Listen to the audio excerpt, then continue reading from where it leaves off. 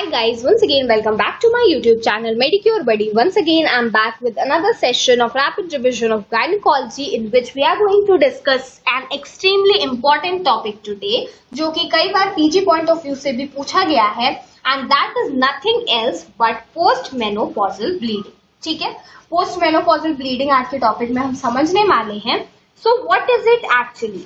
Before understanding this, I want to inform all of you that if you are new to this channel, please subscribe to Medicure Buddy. It's absolutely free because on Medicure Buddy you find lectures of gynecology, obstetrics, surgery and all other allied subjects. ठीक है, तो postmenopausal bleeding पे वापस आते हैं. Postmenopausal bleeding क्या है? Postmenopausal bleeding is defined as any bleeding which occurs in middle-aged female after 12 months of amenorrhea. ठीक है, 12 महीने तक अगर किसी फीमेल को मेंसेस नहीं आए, ठीक है, और ये मिडिल एज्ड फीमेल में है, तो हम उसको क्या कहते हैं? Post menopausal bleeding. मतलब 12 महीने तक उसको मेंसेस नहीं आ रहे थे, मेनोपॉज हो गया था, लेकिन उसके बाद उसको ब्लीडिंग होने लगी, so that is considered as post menopausal bleeding. इसका मोस्ट कॉमन कॉज क्या है? The most common cause of this is endometrial atrophy.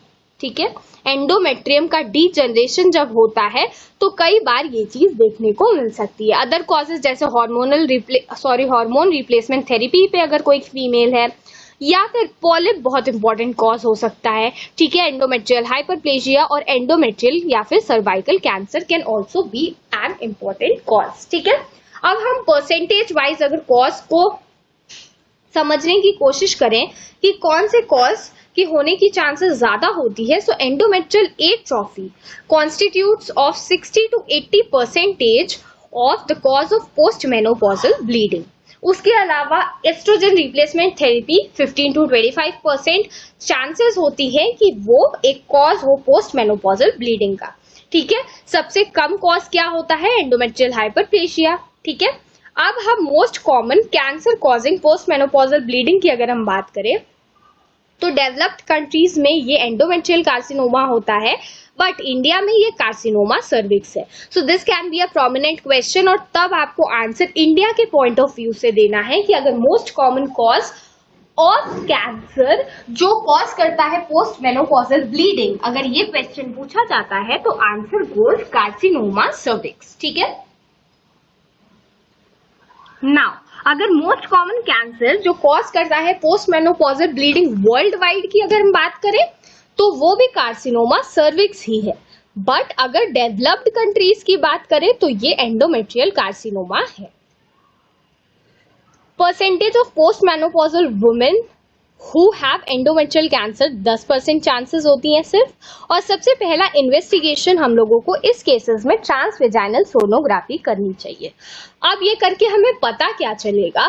तो अगर ट्रांसवेजाइनल सोनोग्राफी में जो एंडोमेट्रियम की थिकनेस है वो 4 मिलीमीटर से कम है, तो ये कोई भी खतरे की बात नहीं है. हमें इस फीमेल को फॉलोअप में रखना है और बुलाना है आफ्टर 3 मंथ्स. अगर ऑन ट्रांसवेजाइनल सोनोग्राफी जो एंडोमेट्रियल थिकनेस है, that endometrial thickness is greater than 5 mm. ठीक है, 5 mm से ज्यादा एंडोमेट्रियल थिकनेस है तो आपको जाना पड़ेगा एंडोमेट्रियल बायोप्सी के लिए, और तब आप चेक करोगे कि जो थिकनिंग है एंडोमेट्रियम में, ये थिकनेस यूनिफॉर्म है या फिर फोकल है. अगर यूनिफॉर्म है तो आप एंडोमेट्रियल एस्पिरेशन बायोप्सी करोगे और फिर आप जाओगे फ्रैक्शनल क्यूरेटाज के लिए. फ्रैक्शनल क्यूरेटाज यहाँ पर गोल्ड स्टैंडर्ड इन्वेस्टिगेशन है और endometrial aspiration biopsy is the investigation of choice. अगर जगह जगह पर थिकनिंग है, ठीक है, फोकल थिकनिंग है, तो आप हिस्टेरोस्कोपी गाइडेड बायोप्सी के लिए जा सकते हो. ठीक है, तो यूनिफॉर्म थिकनिंग है तो आपको एस्पिरेशन करना है, और फोकल थिकनिंग है तो आपको हिस्टेरोस्कोपी गाइडेड बायोप्सी के लिए जाना है. ठीक है, इन्वेस्टिगेशन ऑफ चॉइस यहाँ पे क्या है? एंडोमेट्रियल बायोप्सी है, विच इज वेरी ऑब्वियस, हमने अभी देखा. और गोल्ड स्टैंडर्ड क्या है? Fractional curettage. ठीक है, तो पोस्ट मेनोपॉजल ब्लीडिंग से ये क्वेश्चन पूछा जा सकता है कि what is the investigation of choice for a female who is suffering from post menopausal bleeding. So you can go for endometrial biopsy. वहीं पर अगर हम बात करें कि what is the gold standard. So you'll have to go for fractional curettage. ठीक है.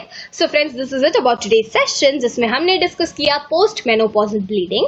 I hope आपने सब कुछ समझा होगा. अगर आपको कोई भी डाउट हो तो आप मुझसे कमेंट सेक्शन में पूछ सकते हैं. इस वीडियो को लाइक करना, अपने फ्रेंड्स और बैचमेट्स के साथ शेयर करना प्लीज प्लीज प्लीज बिल्कुल मत भूलिएगा. And you know what, subscribing Medicure buddies absolutely free. तो जल्दी से सब्सक्राइब कर दीजिए, बेल आइकन प्रेस करिए and become a part of our virtual family. Happy learning.